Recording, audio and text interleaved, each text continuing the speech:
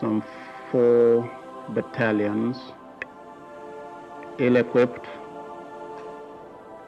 and I know that they have been purchasing a lot of arms since, and I know that they have negotiated and received a few armored vehicles. Prior to that, they had some scout cars.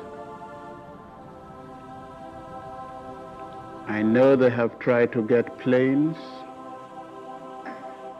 I am not sure they have got them there. But on our side, we too have not been sitting quietly. There has been quite a lot of build-up,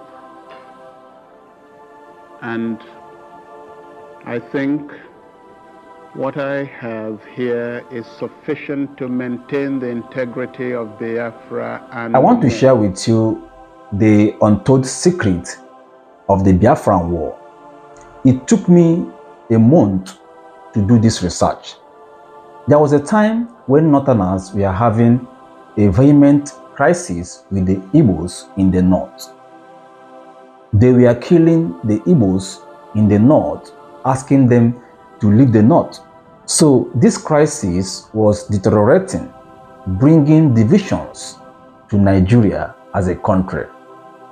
On January 5th, 1967, Nigeria was facing a high ethnic misconception and tribalism, and a historic meeting known as the Abure Agreement was convened at the hills of Abure in Ghana. With ethnic tensions boiling over, massacres in the north claiming thousands of Igbo lives, and the fragile federation on the verge of disintegration, the two leaders, Chukwuemeka Odumegwu Ojukwu and Yakubu Gowon, had a meeting, more or less like a dialogue, seeking to avert an impending civil war and redefine the future of Nigeria.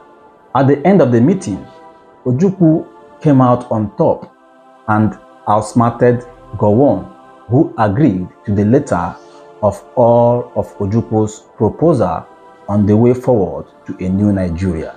However, Gowon was not aware of the agreement he had signed in Abure.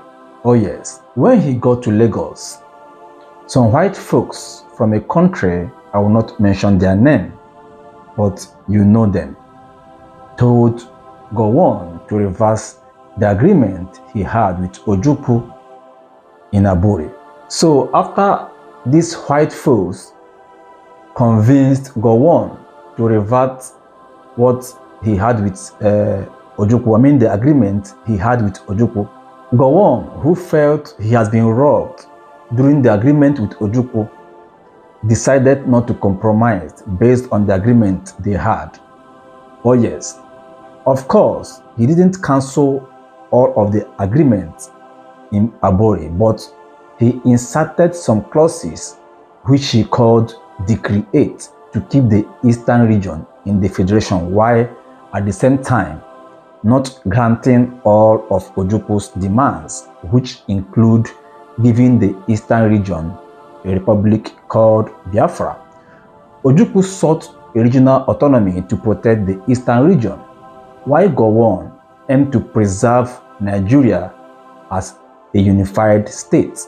The stage was set for a negotiation that would determine the fate of a nation. But later, Gowon backed out of some of the agreements, leading Ojukwu to declare the Republic of Biafra, to the extent that Biafrans were even using their own currency. If civil war comes, and I do think it is imminent, you're quite right, it will for us be the price of freedom.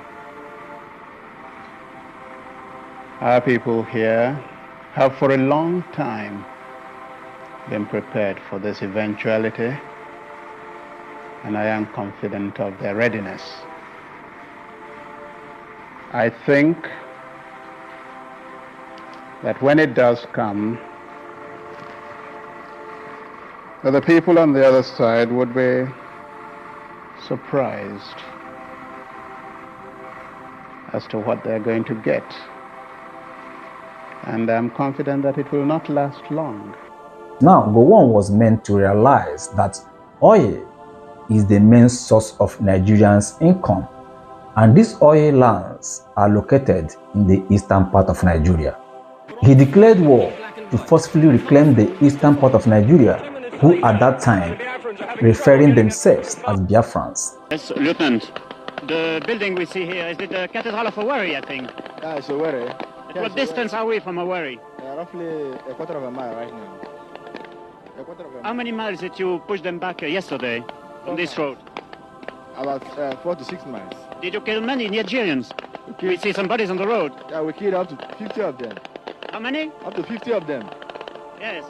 And when do you think you can go into the city of Owerri? We can enter Owerri before it is 10 o'clock this morning. This morning at 10 o'clock? Yes, We have seen the Nigerians running away there.